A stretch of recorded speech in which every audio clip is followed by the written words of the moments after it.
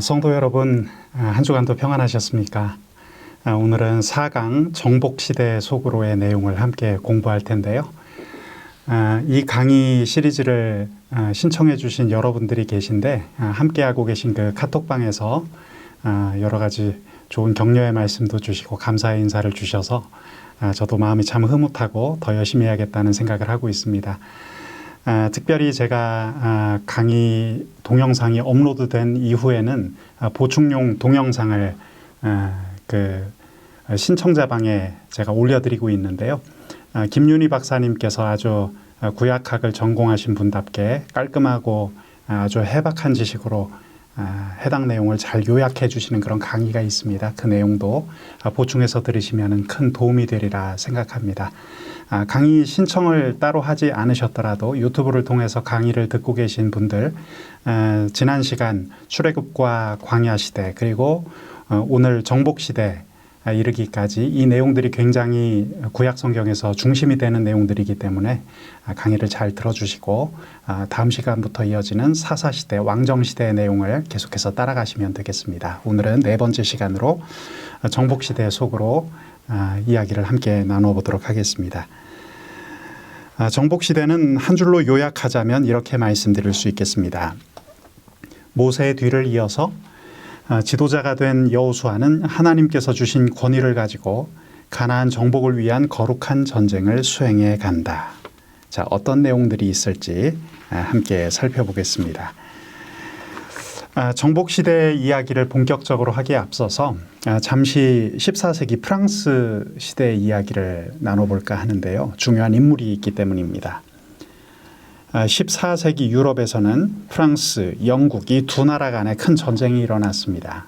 역사적으로도 아주 유명한 이 전쟁을 일컬어서 백년 전쟁이라고 하죠.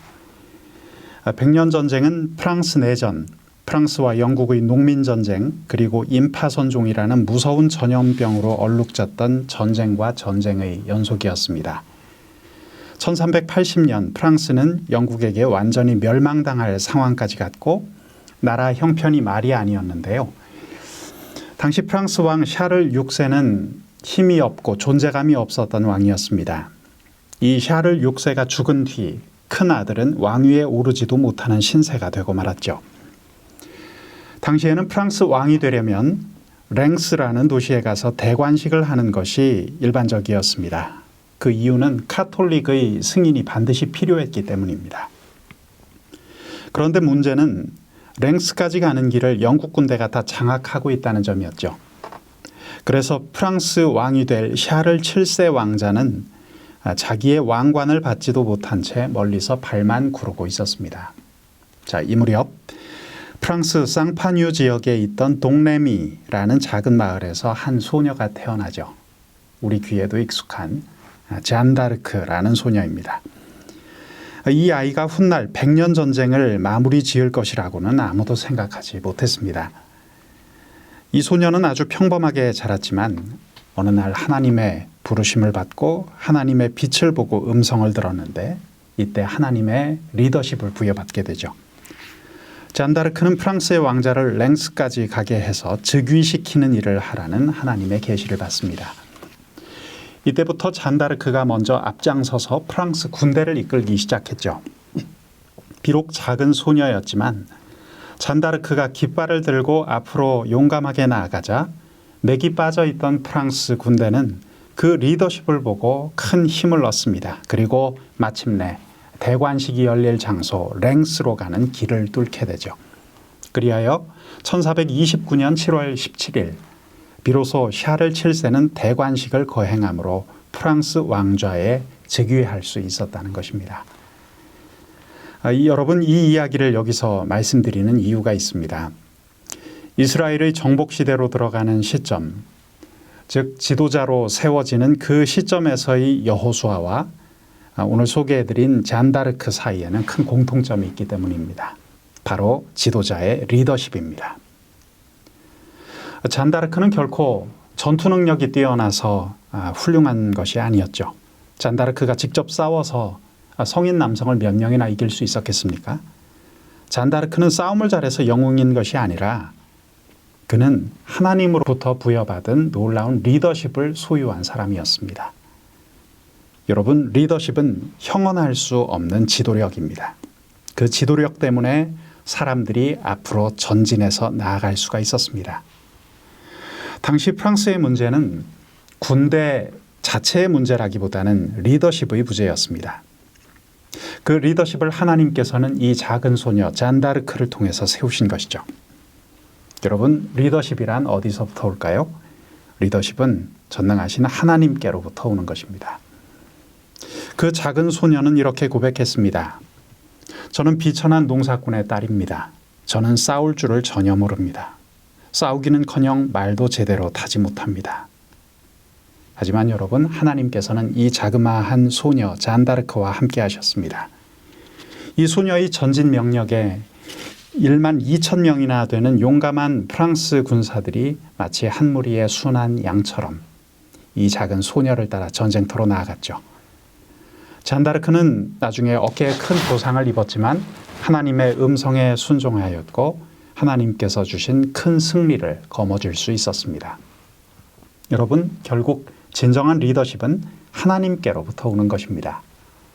연약하기만 했던 한 소녀의 순종과 하나님의 역사하심의 승리였습니다.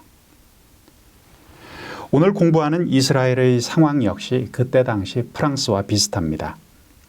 이스라엘 민족은 가데스 바네아에서의 반역과 불신 때문에 40년간이나 광야에서 방황했습니다. 그것이 지난 시간 우리가 살펴본 내용이었죠. 이제 광야 1세대는 다 죽었고 새로운 세대가 약속의 땅 초입에 있는 여리고를 앞에 두고 다시 한번 40년 전과 같은 상황에 직면해 있었습니다. 그들은 과연 자신들의 부모 세대처럼 그렇게 실패하지 않을 수 있었을까요? 지난 40년간 백성을 인도했던 위대한 이스라엘의 지도자 모세는 죽었고 이제 여호수아가 백성들을 일치시키고 가나안 땅으로 함께 데리고 들어갈 임무를 맡게 되었습니다. 이 상황에서 성패의 열쇠는 여호수아의 리더십이었죠. 새로운 지도자의 리더십이었습니다. 이제 이스라엘 민족이 가나안 땅을 정복할 수 있는가 없는가는 여호수아의 영적 리더십에 달려 있었습니다. 여러분, 오늘 공부하는 정복 시대는 말 그대로 정복하는 시간, 승리를 맛보는 시간이죠. 그때 여리고성이 하나님의 놀라운 기적으로 무너지지 않았습니까? 그런데 여러분, 우리가 기억할 것은 그것이 단순한 이 세상의 싸움이 아니었다는 것이죠. 그것은 엄청난 영적 전쟁이었습니다. 단순히 민족과 민족 간의 싸움이 아니라 하나님의 도우심이 절실했던 영적 전쟁이었던 것이죠. 거기서 이겨 하나님께서 주신 약속의 땅을 정복한 시간이었습니다. 오늘 우리가 살펴볼 정복 시대에는 크게 4가지 중요한 사건이 등장합니다. 오늘 강의의 뼈대인데요. 화면을 보시면 첫 번째 사건은 요단강 도하와 여리고 점령 사건이고, 두 번째는 아이성 사건입니다. 세 번째는 가나안 전역 정복이고, 마지막 4번째는 기업 분배가 되겠습니다. 오늘 강의는 이 순서대로 진행을 하겠습니다. 여러분, 우리가 오늘 주로 다루는 성경책은 여호수아의 말씀인데요. 여호수아 1장은 굉장히 중요합니다. 여호수아의 첫 페이지인 1장의 말씀, 거기에는 큰 특징이 있는데 온통 하나님의 리더십을 세우는 데 분량을 할애하고 있다는 점이죠. 그것은 여호수아가 위대했던 지도자 모세의 뒤를 이어서 이스라엘을 이끌 지도자가 되었기 때문입니다. 40년 동안 광야를 걸어오면서 이스라엘이 하나님을 믿지 않을 때 그들의 불신앙은 리더십에 대한 공격으로 나타났죠. 리더십에 대한 공격이었고, 리더십에 대한 의심이었고, 리더십에 대한 불평이었습니다. 그렇기에 오늘 정복시대에서 리더십이라는 테마는 굉장히 중요한 이슈입니다. 우리가 출애굽기 말씀을 보면 알 수 있지만 이스라엘 백성들이 불신앙을 표현할 때 보면 공식처럼 등장하는 것이 있습니다. 꼭 리더십에 대한 불평을 했다는 것이죠. 절대로 이 사람들이 하나님에 대해서는 직접적으로 공격하지 않았습니다. 신기하죠? 저는 그것을 느낍니다. 사단이 참 머리가 좋구나. 하나님을 원망하고 하나님을 공격하면 그것은 믿음이 없고 신앙이 없다는 것으로 문제가 될 수 있죠. 적나라한 믿음의 문제가 되기 때문입니다. 그러니까 하나님을 직접 공격하는 것이 아니라 하나님께서 세운 하나님의 리더십을 공격하는 척하면서 이간질을 시키는 것이죠. 이것이 사단의 전략입니다.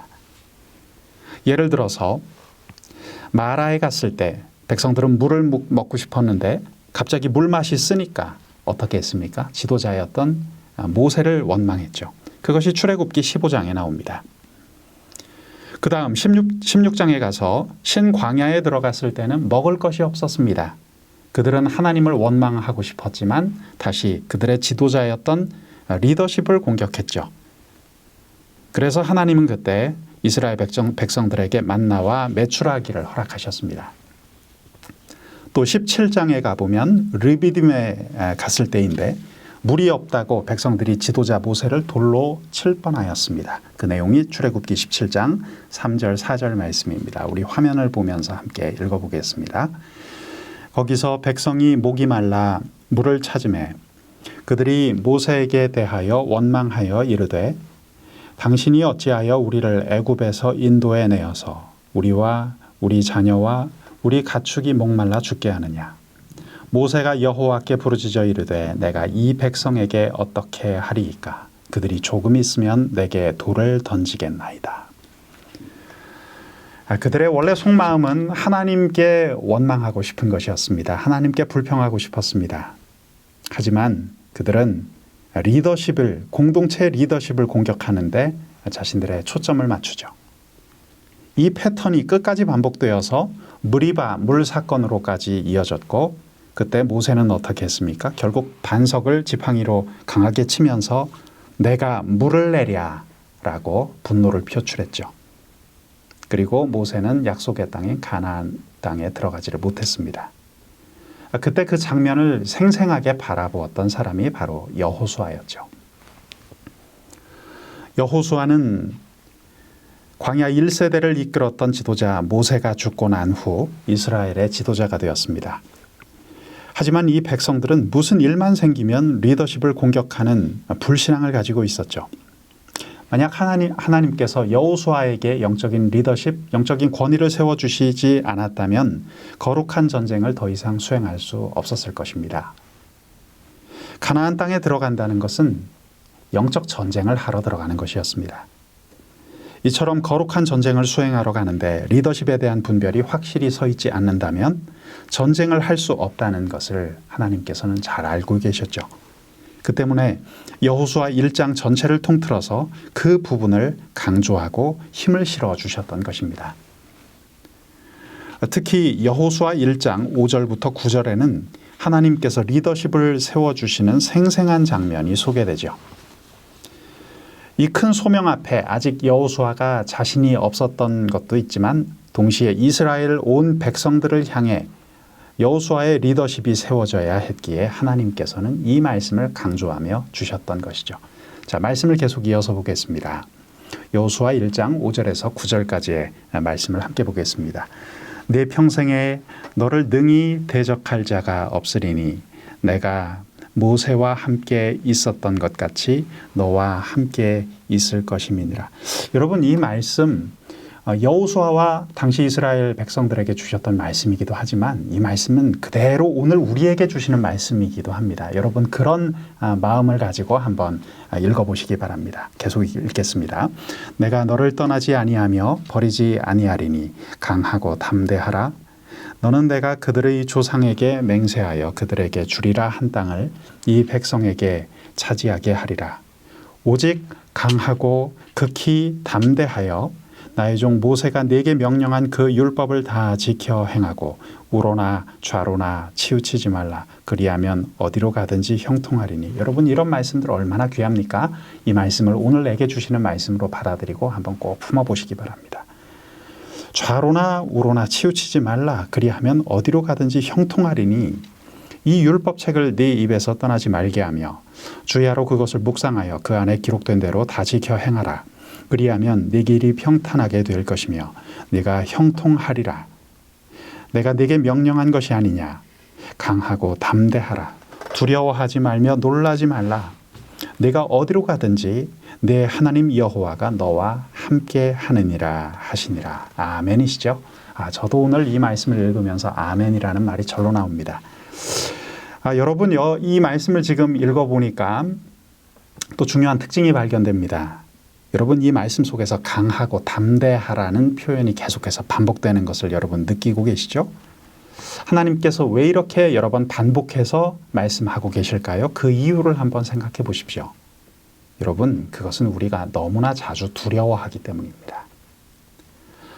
오늘 여호수아 1장으로 대표되는 이 말씀뿐만 아니라 성경 곳곳을 보면 두려워하지 말라. 내가 너와 함께 하겠다. 너는 담대하라. 이런 메시지가 반복되는 것을 굉장히 자주 발견하게 될 것입니다. 특별히 지금 이 강의와 함께 성경 통독에 임하고 계신 분들 그 점에 대해서 더 잘 알고 계실 거예요. 말씀 속에서 그 말씀이 얼마나 많이 나오는지 모릅니다. 강하고 담대하라. 두려워 말라. 오늘 이 말씀을 통해서 우리가 얻게 되는 영적 메시지가 있지 않습니까? 여러분, 우리가 너무나 자주 두려워한다는 사실을 인정하고 이 말씀을 붙들기를 원합니다. 저도 사실 그렇습니다. 약간 내 생각 밖의 일들이 계속 일어나거나 내가 기대했던 것 이상이 나오지 않을 때, 또 내가 위축될 때 저 스스로도 자주 두려움을 느끼곤 하거든요. 하지만 이런 말씀을 보면서 다시 힘을 얻는 것이죠. 여러분, 강하고 담대하라는 것은 우리 하나님께서 굉장히 중요하게 하시는 영적인 메시지입니다. 여호수아를 비롯해 이스라엘 민족들이 약속의 땅으로 진군에 들어가기 위해서는 반드시 이 마인드가 필요했습니다. 강하고 담대하라. 먼저는 여호수아의 리더십을 위해서, 또한 그들을 따라야 할 팔로워들, 이스라엘 백성들을 위해서 하나님은 이 메시지를 강조하고 계시죠. 하나님께서 세우신 리더십에 대해 백성들이 계속 불평만 하고 의심만 하고 있었다면 이것은 신앙 자체가 흔들린다는 뜻이었습니다. 그래서 하나님께서 이렇게 격려하고 여호수아의 리더십을 세워주신 것입니다. 오늘 우리가 살펴볼 중요한 사건 첫 번째, 요단강 도하와 여리고 점령에 대해서 우리 생각해 보겠습니다.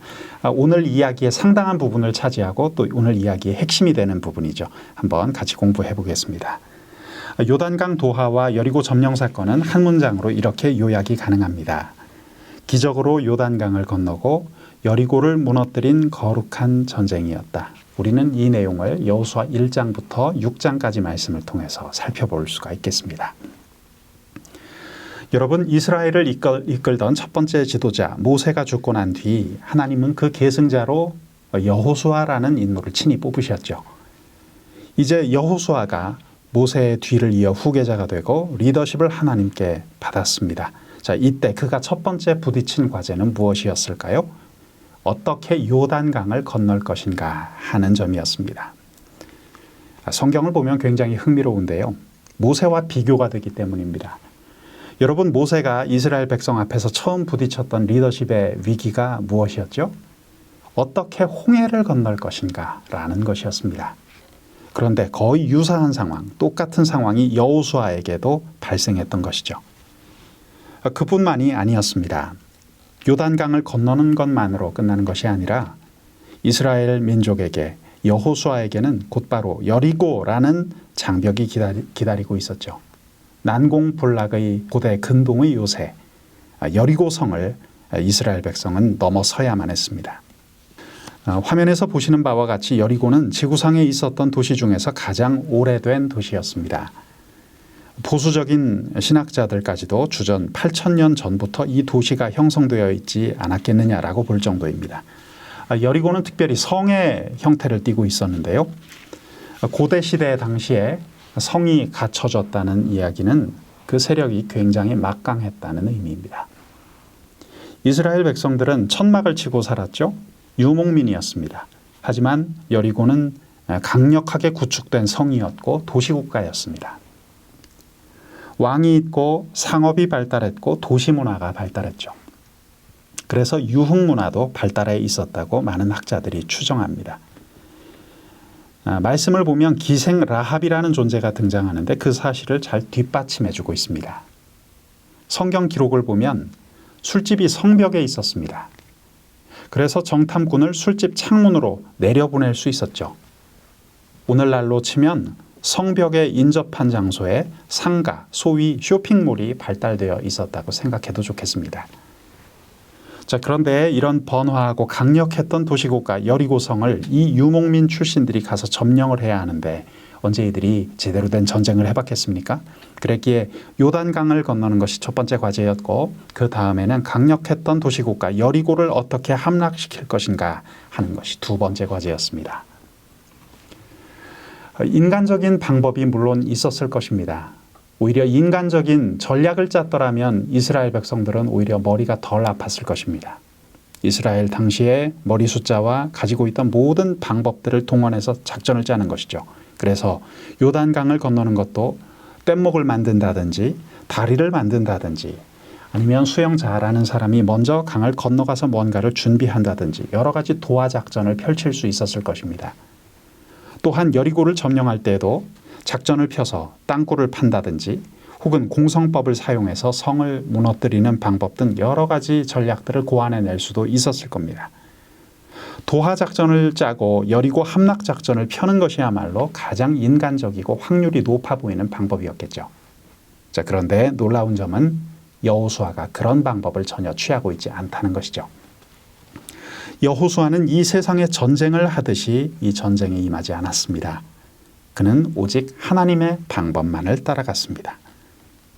그가 만일 백성들의 힘과 숫자를 믿고 도하 작전을 펼쳤다면 설령 표면적으로는 성공했어도 사실은 성공한 것이 아니었을 것입니다.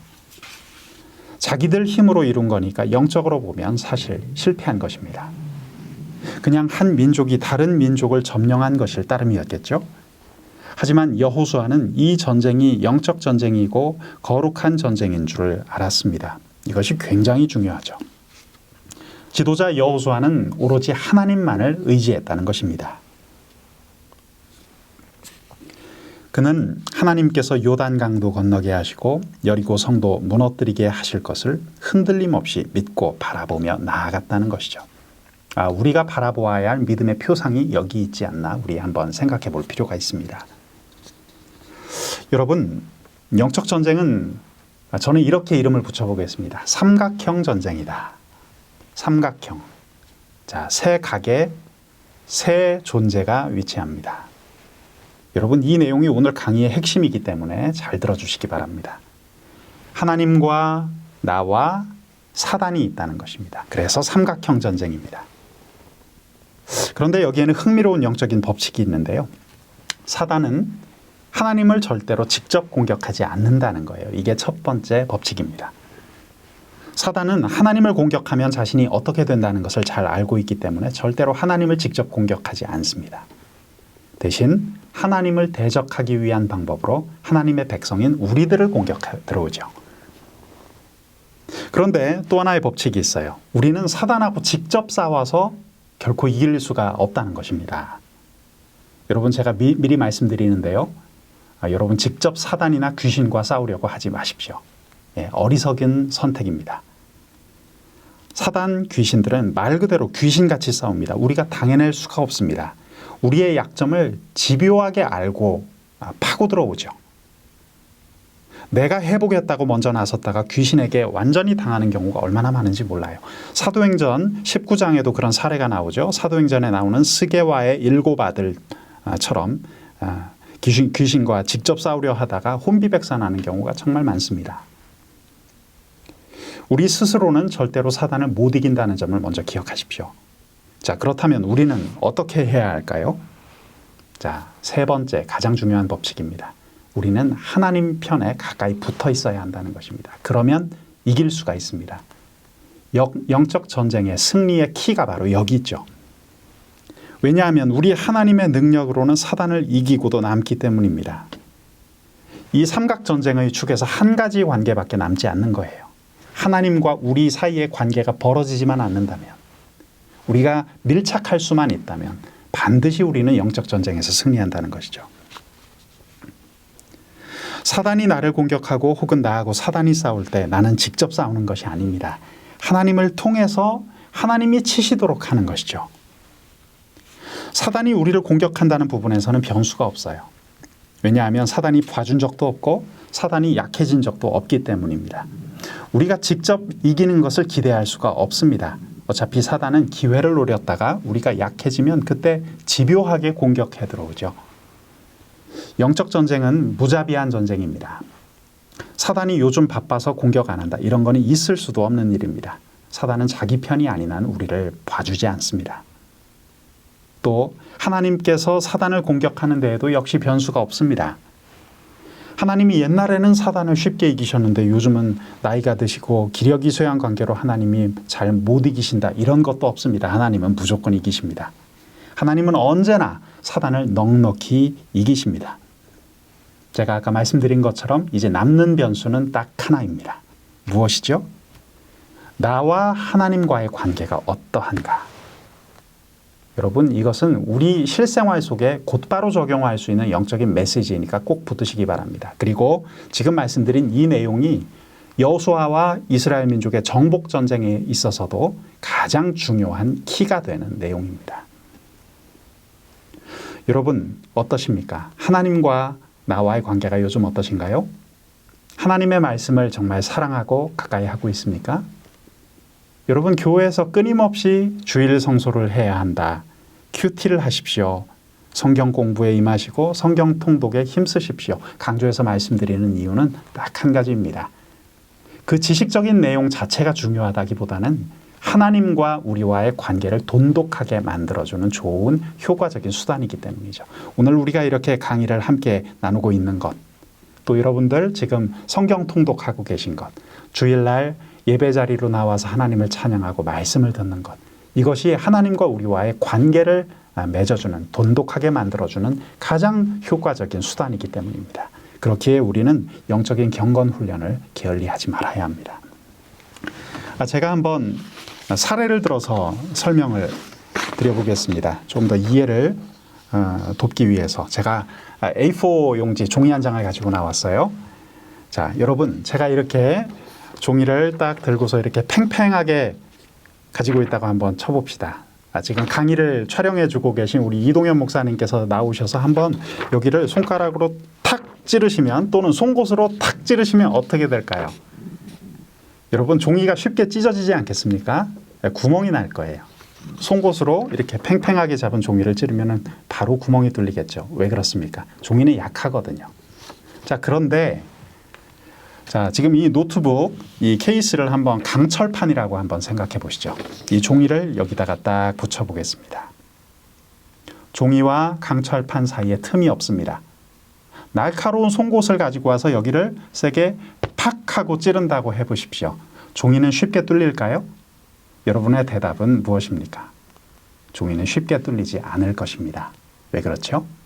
종이 자체는 연약하지만 이 뒤에 덧댄 강철판이 빈틈이 없기 때문에 더 이상 찌르고 들어올 틈이 없는 것입니다. 여러분, 하나님과 우리와의 관계를 이렇게 한번 생각해 보시죠. 우리와 하나님과의 관계가 이처럼 돈독하다면, 밀착되어 있다면 사단의 공격이 비집고 들어올 틈이 없습니다. 그러나 우리와 하나님과의 관계가 멀어져 있다면, 지금 내가 주일 성수를 하지 않고 예배를 멀리하고 있다면, 세상의 것을 탐하고 그것을 향해 쫓아가고 있다면, 내 마음에 부정한 것, 음란한 것들이 들어와 있다면, 하나님의 말씀이 점점 더, 하나님을 찬송하는 것이 점점 더 나와 상관없는 거리가 먼 얘기가 되어가고 있다면 우리는 사단이 가지고 온 그 날카로운 송곳에 곧바로 찔리고 말 것입니다. 그리고 우리의 삶은 찢겨지게 될 것입니다.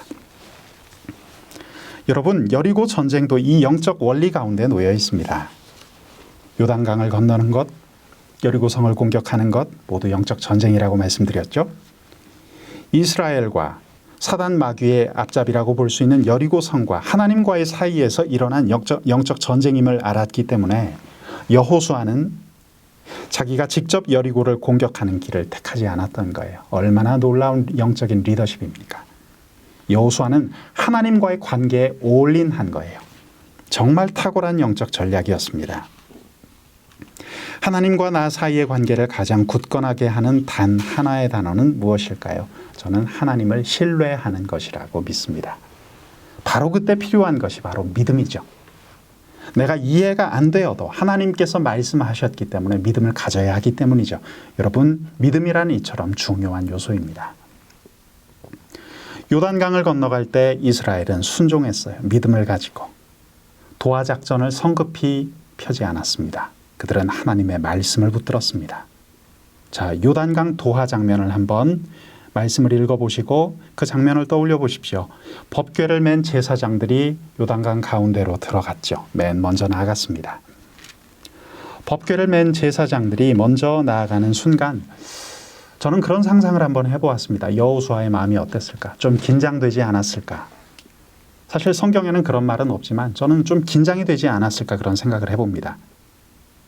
법궤를 맨 제사장들이 앞으로 나아갈 때 요단 강물이 갈라질 것이라는 하나님의 말씀을 받았는데 만약 그 자리에서 백성들이 다 보는 가운데 물이 안 갈라진다면 어떤 결과가 나왔을까요?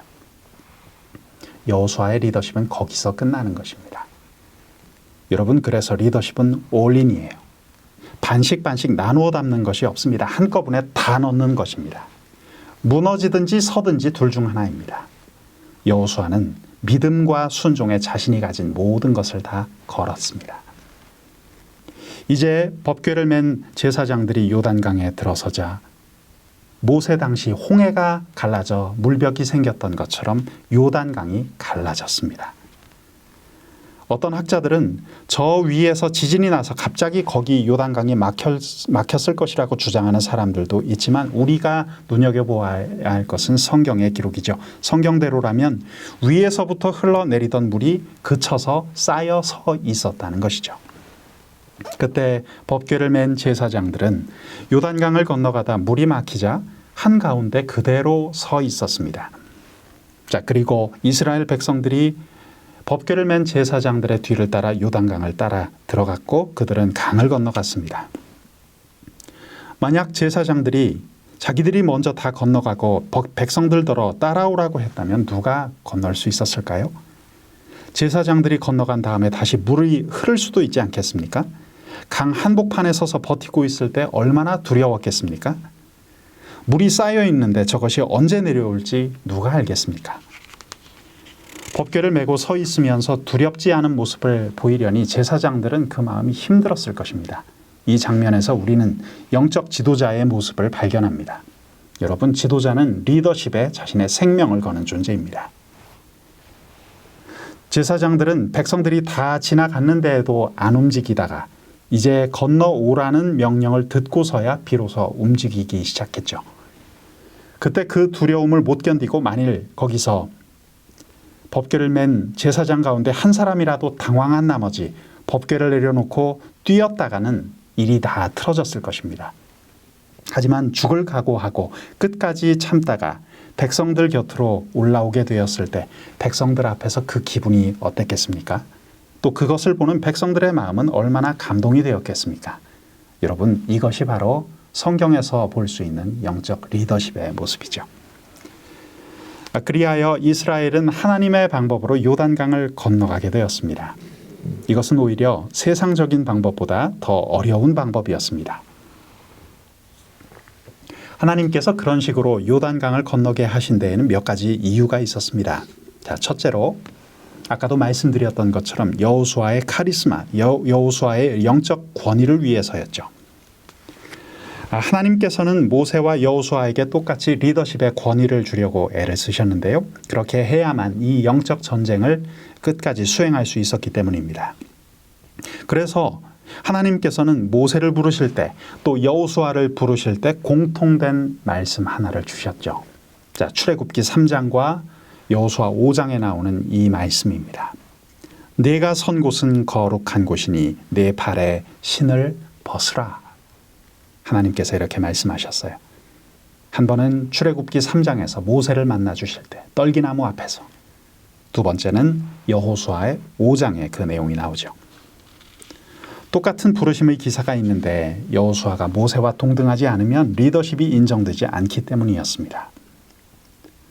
또한 모세는 홍해를 갈랐고 여호수아는 요단강을 갈랐습니다. 홍해보다 규모가 작기는 했지만 하나님의 기적을 본다는 점에서는 공통된 것이었습니다. 모세는 10가지의 재앙을 목도했고 그 영적 승리의 하이라이트는 유월절이었죠. 여호수아의 경우에는 여리고 점령, 이 장면이 바로 승리의 절정이었습니다. 여리고를 점령했을 때 기생 라합이 집의 창문으로 붉은 줄을 늘어뜨렸죠. 이 장면은 지금 생각해보면 유월절에 문설주와 인방에 어린 양의 붉은 피를 바른 것과 너무나 유사합니다. 이렇게 모세와 너무도 비슷하게 역사하신 것은 여호수아가 흔들리지 말아야만 하나님의 공동체가 든든히 설 수 있었기 때문입니다. 자, 두 번째는 열방 앞에 하나님의 역사를 증거하기 위해서였습니다. 하나님께서는 가나안 땅에 있는 부족들이 여호수아의 소식을 듣고 두려워 떨도록 하셨죠.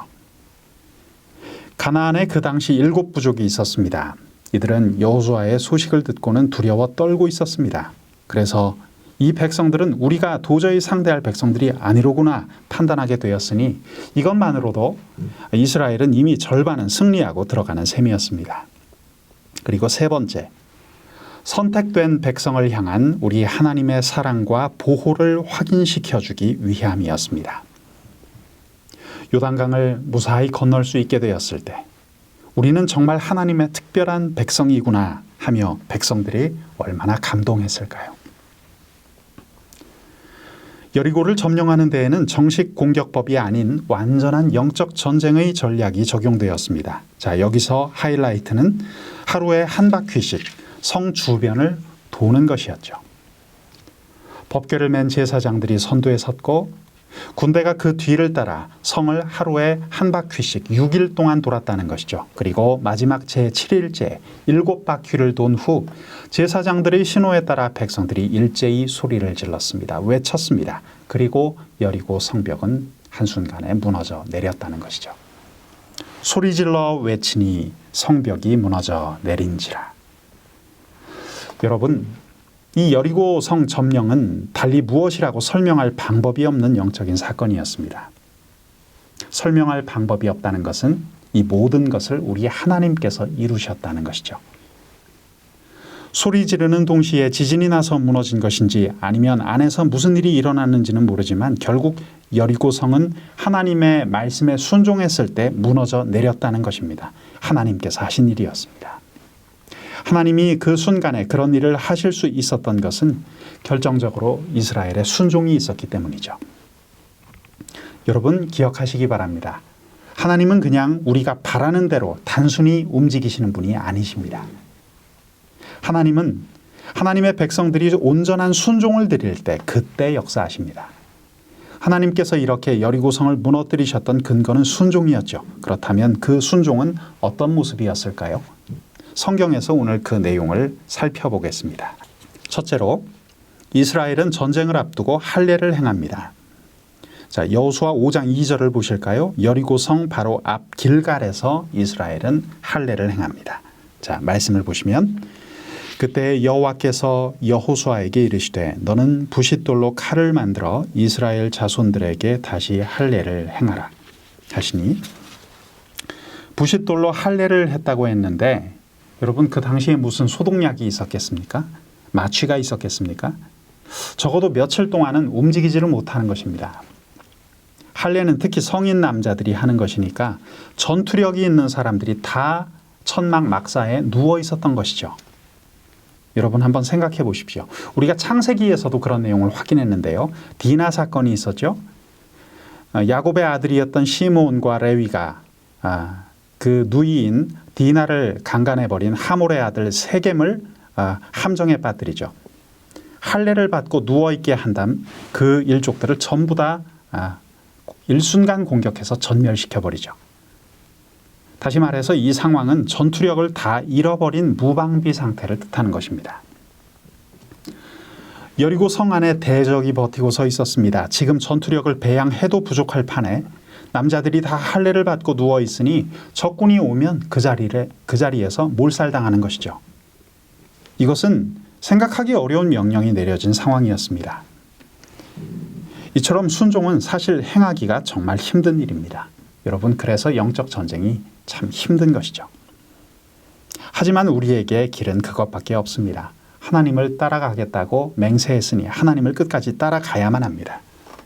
생각하기 어려운 명령이었지만 그들은 할례를 행하는 것이 순종이었기에 그대로 행했습니다. 여러분 할례란 순종일 뿐만 아니라 동시에 하나님의 백성, 하나님 백성으로서의 정체성을 의미하는 상징적인 행위죠. 하나님과의 관계를 위해서 모든 인간적인 것을 다 내려놓는다는 것입니다.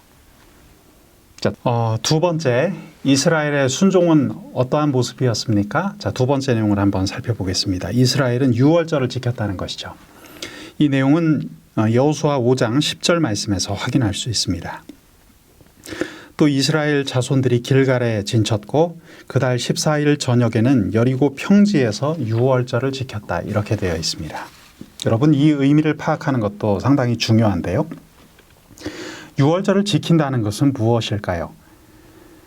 이게 우리가 추석 명절에 맛있는 음식 먹고 송편 먹고 식구들과 잘 쉬었다, 이런 의미가 아닙니다. 유월절을 지켰다는 것은 그때 하나님께서 명령하신 것 외에는 아무 일도 못한다는 것입니다. 가장 중요한 것이 바로 전쟁은 생각하지 못한다는 것이죠. 단순히 축제를 즐긴다는 의미가 아닙니다. 이때 만약 적이 쳐들어오면 다 죽는 것입니다.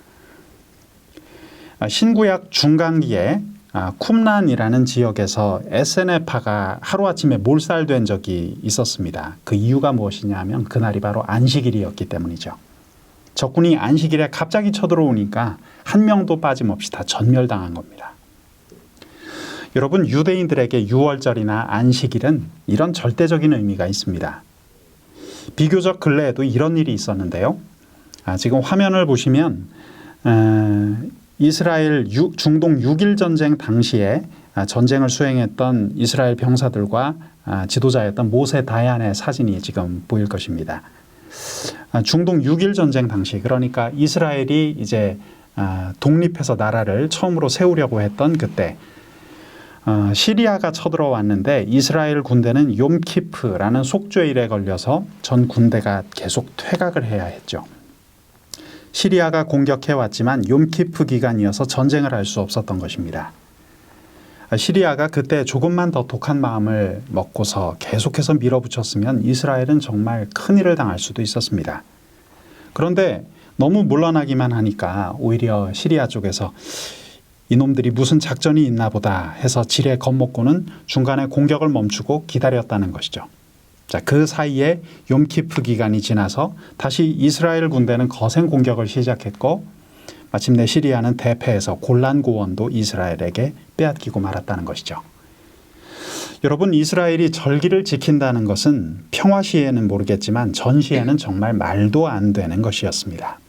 지금 우리식으로 말하면 국가에 긴급 상황이 벌어졌는데 지금이 예배 드릴 때야, 교회만 간다고 문제가 해결돼 하는 그런 상황 속에서 하나님 앞에 나와 순종하며 예배 드리는 것입니다. 자, 세 번째는 여리고에 대한 공격법이 하나님을 향한 순종이었습니다. 하나님께서는 분명히 명령하셨죠. 성을 매일 한 바퀴씩 돌라. 인간적으로는 이해가 가지 않는 명령입니다. 그리고 마지막 7째 날에는 성을 7바퀴를 돌고 큰 소리로 외쳐 이르라, 이렇게 말씀하셨습니다. 인간적인 방법으로 그것이 어떻게 이해가 되겠습니까? 성을 공격하는 것도 아니고 활을 쏘는 것도 아니고. 다만 이스라엘 백성들은 주셨던 하나님의 말씀 그대로 행했죠. 그리고 마지막 7바퀴째를 돌고서 크게 함성을 지르며 소리쳤던 것입니다. 이 방법은 전혀 아닌 것 같다고 느낄 수 있었지만 이스라엘 백성은 이의 없이 하나님의 명령에 순종했습니다. 여러분, 이 세 가지의 순종이 있었기 때문에 그 강력했던 도시국가 여리고성이 와르르 다 한순간에 무너져버린 것이죠. 성도 여러분, 이스라엘 백성들의 모습에 오늘 영적 도전을 느끼지 않으십니까? 이런 놀라운 일들이 우리 삶 가운데에서도 일어나기를 희망해 봅니다. 오늘 우리가 다룰 중요한 사건, 그 두 번째로 아이성 사건을 잠시 보겠습니다. 아이성 사건은 아간의 범죄로 인한 어이없는 패배와 회개한 후의 승리를 다루고 있는 내용이죠. 여호수아 7장과 8장에서 우리는 그 내용을 확인할 수 있습니다. 여리고 정복으로 여호수아와 이스라엘의 명성이 자자해지자 온 가나안 땅이 난리가 났습니다. 이제 여호수아의 두 번째 목표는 아이성이 되었습니다. 그런데 아이성은 아이만큼이나 작은 성이어서 군사들이 다 가서 싸울 것도 없었습니다. 이스라엘은 그 성을 얕보고 있었습니다. 그냥 3,000명 정도 군사를 보내서 쉽게 주워오려고 했죠. 그런데 결과가 충격적이었습니다. 반드시 쉽게 이 성을 얻을 거라 생각했던 이스라엘은 큰 충격에 빠집니다. 아이성의 패배가 충격이었던 이유는 그 성을 공격하면서 죽은 군사의 숫자 때문이 아니었습니다. 여호수아의 리더십이 순간 무너졌기 때문입니다. 요단강을 건너고 여리고성을 점령하면서 우뚝 세워진 여호수아의 리더십이 그만 이 사건 하나로 흔들리게 되었죠. 그러니 백성들의 마음도 같이 흔들렸습니다. 하나님의 리더십 카리스마의 문제는 오히려 그것이 완벽한 리더십이라는 데 있죠. 조금만 금이 가도 금방 깨져버리는 것입니다. 세상의 리더십은 조금 인간적으로 흠이 있다 할지라도 어느 정도 이해를 받을 수 있습니다. 그러나 하나님이 주신 리더십은 어떤 기준에 미치지 못하면 한 번에 금이 가버리죠. 그 이유는 우리 하나님께서 전능하신 분이기 때문입니다. 거룩하신 분이기 때문이죠. 그 하나님께 기도하고 받은 것은 틀릴 수가 없다는 생각 때문입니다. 그래서 아이성에서는 비록 군사가 몇 명밖에 죽지 않았지만 백성들은 패배했다는 것 그 자체 때문에 여호수아의 리더십에 의문을 갖게 되었습니다. 이때 여호수아는 하나님 앞에 앉아 절망하며 부르짖습니다. 패배한 이유를 이렇게 여쭈었습니다. 여호수아 7장 6절부터 9절까지의 말씀입니다. 여호수아가 옷을 찢고 이스라엘 장로들과 함께 여호와의 궤 앞에 서 땅에 엎드려 머리에 티끌을 뒤집어 쓰고 저물도록 있다가 이르되 슬프도소이다. 주 여호와여 어찌하여 이 백성을 인도하여 요단을 건너게 하시고 우리를 아모리 사람의 손에 넘겨 멸망시키려 하셨나이까. 우리가 요단 저쪽을 만족하게 여겨 거주하였다면 좋을 뻔하였나이다. 주여 이스라엘이 그의 원수들 앞에서 돌아섰으니 내가 무슨 말을 하오리이까. 가나안 사람과 이 땅의 모든 사람들이 듣고 우리를 둘러싸고 우리 이름을 세상에서 끊으리니 주의 크신 이름을 위하여 어떻게 하시려 하나이까 하니. 여호수아는 하나님의 리더십이 깨졌으니 이제는 우리도 무너졌을 뿐더러 가나안의 대적들이 공격해 들어오면 어떻게 막느냐며 절망했습니다.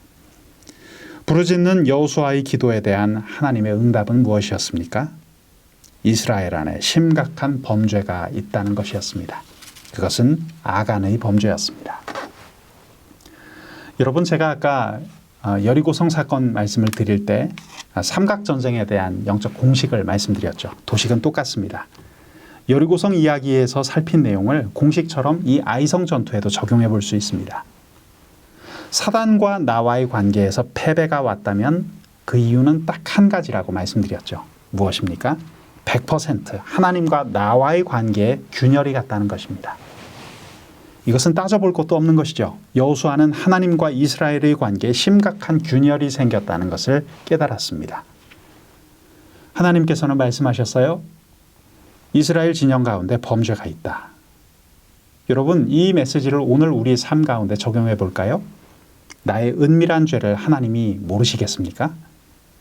범죄는 절대로 하나님 앞에서 끝까지 숨길 수 없다는 사실을 저와 여러분이 기억해야 합니다. 여러분, 암세포를 발견했어요. 아무런 조치도 취하지 않고 그냥 방치해두면 어떻게 될까요? 그 암은 계속 커지고 결국 다른 장기에도 전이가 되어서 나중에는 시기를 놓쳐버려서 더 이상 손쓸 수 없는 단계에 이르고 말죠. 영적인 부분도 마찬가지입니다. 죄를 숨겨놓으면 숨겨놓을수록 그것은 점점 더 큰 문제가 되어서 결정적인 순간 우리 인생의 발목을 잡아버리고 맙니다. 그런데 사람들은 꿩처럼 내 머리만 박고 있으면 하나님이 못 보실 거라고 생각하죠. 내가 커튼을 쳐두면 하나님께서 내 사정을 다 모를 거라고 생각하시죠. 여러분, 하나님을 우습게 보는 사람들이 오늘날도 많다는 것을 기억하시기 바랍니다.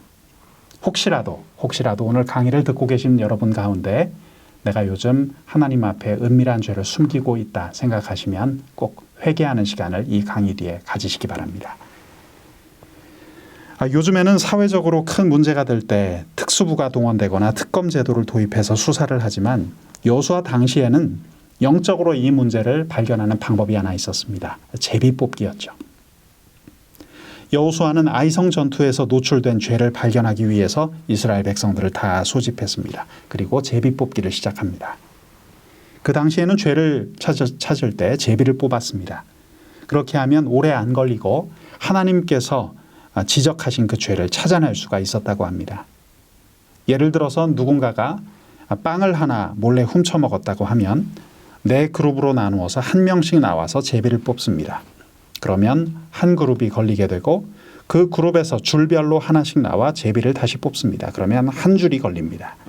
이렇게 3번을 뽑으면 범인을 밝혀낼 수가 있습니다. 그래서 이스라엘 12지파가 나와 제비를 뽑았고 그 걸린 지파 속에서 가족별로 다시 지파를 뽑습니다. 그래서 포위망이 점점 좁혀져 왔습니다. 자, 그리고 누가 걸렸을까요? 성경을 보면 그 이름이 아간이라고 했습니다. 아간은 소위 거룩한 전쟁에서의 하나님의 명령인 진멸법, 헤렘, 이 방법을 어기고 말았습니다. 당시 하나님께서 지시하셨던 모든 정복 전쟁은 거룩한 전쟁이었기 때문에 하나님의 명령대로 반드시 대적의 모든 것을 완전히 파괴해야만 했습니다. 악은 모양이라도 버려야 하는 영적 메시지 때문이었는데, 그런데 아간은 그 사이에서 자기가 보기에 좋은 것에 욕심을 가졌고 전리품을 챙겼던 것이죠. 자, 그 배경이 되는 성경 구절을 한번 살펴보겠습니다. 신명기의 말씀인데요. 신명기 13장 15절에서 17절까지의 말씀 우리 화면을 보면서 함께 보겠습니다. 너는 마땅히 그 성읍 주민을 칼날로 죽이고 그 성읍과 그 가운데에 거주하는 모든 것과 그 가축을 칼날로 진멸하고 또 그 속에서 빼앗아 차지한 물건을 다 거리에 모아놓고 그 성읍과 그 탈취물 전부를 불살라 내 하나님 여호와께 드릴지니 그 성읍은 영구히 폐허가 되어 다시는 건축되지 아니할 것이라. 너는 이 진멸할 물건을 조금도 내 손에 대지 말라. 그리하면 여호와께서 그의 진도를 그치시고 너를 긍휼히 여기시고 자비를 더하사 내 조상들에게 맹세하심 같이 너를 번성하게 하실 것이라. 자, 신명기 13장에 그 유명한 삼중살이라는 말씀이 나옵니다. 무엇입니까? 거룩한 전쟁을 수행할 때는 성읍은 무너뜨리고 가축과 육축 그리고 사람들은 칼로 죽이고 물건과 가옥과 모든 것은 다 불살라 없애라는 것입니다. 그러니까 이때 대적의 모든 물건들에는 손을 대어서는 안 됐습니다. 이 전쟁 수행 중 받은 명령대로는 전부 다 하나님께 드리면서 태워 없애야 하는 것이죠.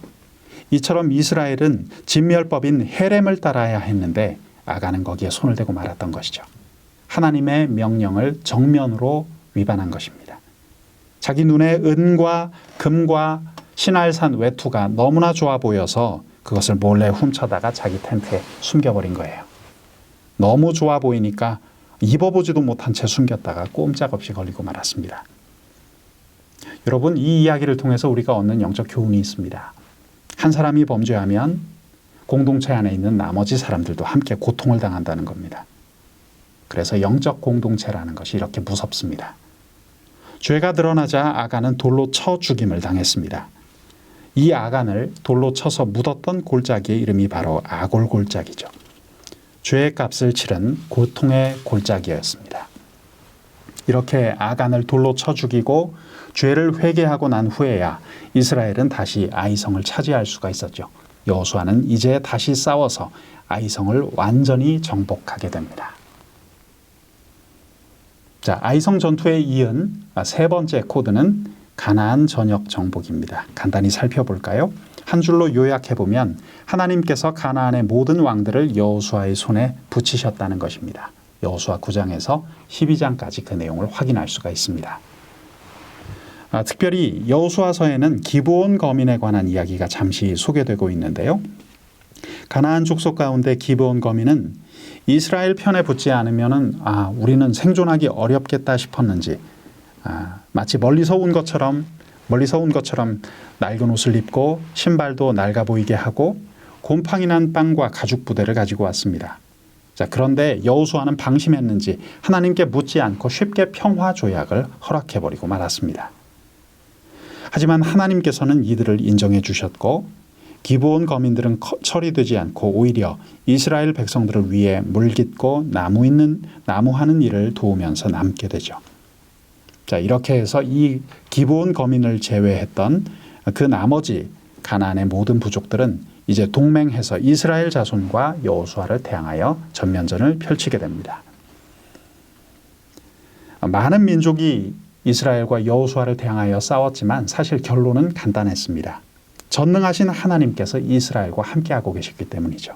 그래서 그 연합군은 이스라엘을 도저히 당해낼 수가 없었습니다. 사실 군사력으로 볼 때는 이스라엘이 그들을 이길 수 없는 상황이었습니다. 하지만 그 당시 하솔 같은 성은 대단히 큰 성이었는데도 이스라엘에게 패배하고 말았죠. 그때 여호수아가 어떻게 싸워 이겼는지가 여호수아 10장 42절에 잘 소개되고 있습니다. 이것은 여호수아 정복 전쟁에서 승리의 열쇠와도 같은 말씀입니다. 우리 함께 읽어보실까요?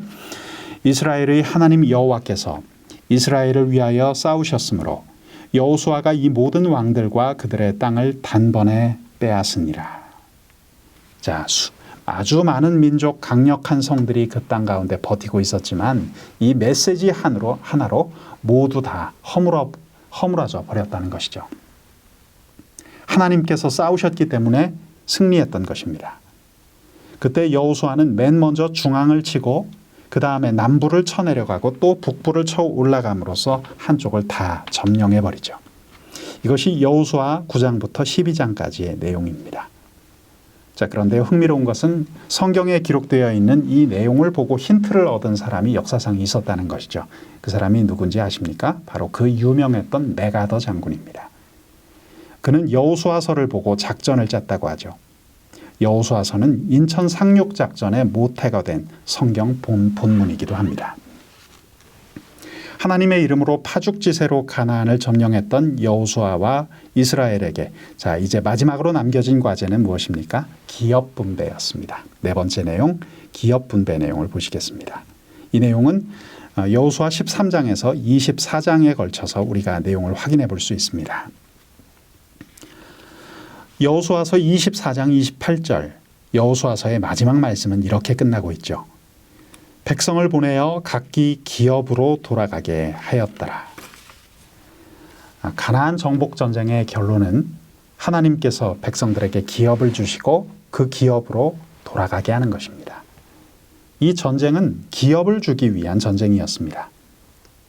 제2강에서 족장시대에서도 제가 말씀드렸지만 기업이란 자기의 것이 아니라 하나님이 나에게 주신 터전이요 기반이었죠. 그래서 함부로 빼앗기지도 못하고 팔 수도 없었습니다.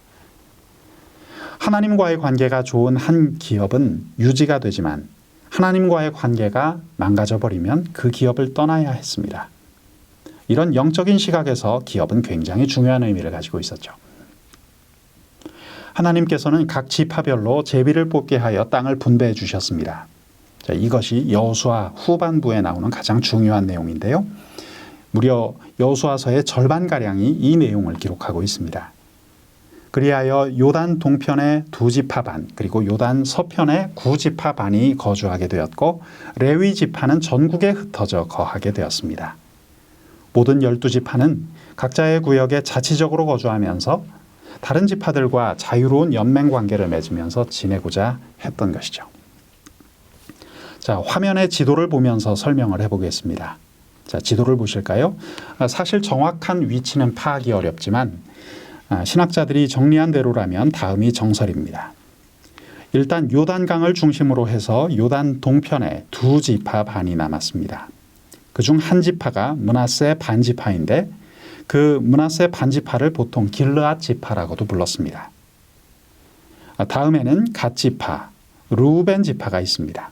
그래서 므낫세 반지파, 갓 지파, 르우벤 지파가 요단강 동쪽에 남아 있는 것을 우리 지도를 통해서 볼 수 있고요. 그리고 요단 서쪽에는 나머지 지파들이 있는 것이죠.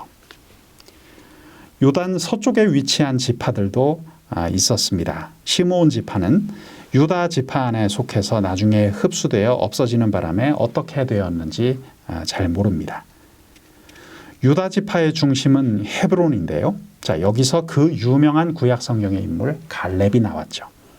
또 하나님의 사람 다윗 역시 이 유다 지파 사람이었습니다. 갈릴리 지역은 스불론과 납달리 땅입니다. 여러분들이 지금 지도에서 갈릴리 지역을 보시면 스불론과 납달리의 이름이 있을 것입니다. 그래서 신약 성경에 가서도 가끔 스불론과 납달리 땅이 소개되는 것을 여러분 통독을 통해서 확인하실 수가 있습니다. 단지파는 굉장히 흥미로운 스토리를 가지고 있었던 지파인데요. 자신의 영토에서 적응을 잘 못했습니다. 왜냐하면 그들의 땅이 지중해 해변 쪽, 지금 지도를 통해 보시듯이 지중해 해변 쪽을 보면 여기에 해변의 사람들이라는 별칭을 가졌던 블레셋 민족이 있었기 때문이죠. 블레셋이 당시 너무나 강력했기 때문에 블레셋과 싸우다가 번번이 지곤 했습니다. 여러분, 이 단지파 출신의 아주 유명한 사사가 있습니다. 여러분 누군지 아시나요? 그 사람이 바로 블레셋과 관계가 깊었던 사사, 그 유명한 삼손이죠. 그 삼손도 결국은 블레셋을 이기지 못하고 당했습니다. 블레셋은 당시에 철기를 가지고 있었고 이스라엘에는 철기 문화가 없었습니다. 그래서 농기구를 빌리러 블레셋 지역까지 내려가야 할 정도였습니다. 그러니 이 지역을 터전으로 삼았던 단지파만으로는 상대가 안 되었죠. 철기 문화를 가졌던 블레셋 사람들에게 패배했던 단은 결국 자신들의 기업을 떠나 저 위쪽으로 올라갑니다. 다음 시간인 사사기에도 언급이 되지만 단은 올라가면서 에브라임 산지 미가 집에 가서 한 제사장을 데리고 갑니다. 여러분, 이 단지파가 굉장히 큰 골칫거리였습니다. 창세기 49장 16절 17절에서 야곱은 이렇게 단에 대해서 유언했죠. 단은 길섭의 뱀이요 샛길의 독사로다. 이렇게 저주를 해서 그렇게 되었는지, 그렇게 될 것이기 때문에 저주한 것인지 정확히 알 길은 없지만 아무튼 단지파는 결국 그 야곱의 예언대로 되었습니다. 이렇듯 지파별로 땅을 배분하는 모든 일이 끝난 다음 여호수아는 백성들을 향하여 고별사를 전하죠. 이것이 바로 여호수아 정복 시대의 마지막 장면이 되겠습니다. 이 땅 자체가 그냥 살기 위한 땅이 아니라 우리 하나님께서 기업으로 주신 것이라고 여호수아는 힘주어 말했죠. 자, 우리가 오늘 기억해야 할 영적 메시지가 여기 있습니다. 기업이란 하나님과의 관계가 바르면 그대로 있지만 하나님과의 관계가 깨어지면 없어진다는 것이죠. 이 사실을 우리 모두가 기억했으면 좋겠습니다. 여러분, 우리가 몸담고 있는 가정이라는 기업도 그렇습니다. 하나님과의 관계가 바르면 잘 유지되지만 하나님과의 관계가 어긋나면 그것도 곧 깨져버립니다. 내가 발딛고 살아가는 삶의 토대가 기업이라면 기업의 모든 안전성은 하나님과의 관계에 달려 있는 것이죠. 이 사실을 누구보다 잘 알았던 지도자 여호수아는 마지막에 이렇게 선포하고 있습니다. 너희가 섬길 자를 오늘 택하라. 오직 나와 내 집은 여호와를 섬기겠노라. 오늘 우리는 왜 이런 신앙적인 선포가 나왔는지 헤아려 보아야 합니다. 하나님과의 관계가 올바로 유지될 때 기업도 있는 것이죠. 가나안 땅을 기업으로 받았지만 그들이 훗날 범죄할 때 큰 어려움을 당했고 그래도 돌이키지 않을 때에는 대적이 쳐들어왔습니다. 그리고 결국에는 먼 훗날 포로로 잡혀가게 되었습니다. 죄가 들어오고 하나님과의 관계에 심각한 문제가 생기면 기업에서 떠나게 되어 있습니다. 여러분, 이 점을 오늘 영적인 공식처럼 꼭 기억하시기를 당부드립니다. 오늘 배운 삼각전쟁의 내용, 하나님과의 관계의 내용을 잘 헤아려 보십시오. 여호수아는 마지막에 오직 나와 내 집은 여호와만을 섬기겠노라 라고 선포했습니다. 사랑하는 여러분, 오늘 우리도 여호수아처럼 단호히 결단해야 하지 않을까요? 자, 다음 이 시간에는 제5강으로 사사시대의 스토리로 여러분 함께 만나도록 하겠습니다. 다음 주에 뵙겠습니다. 고맙습니다.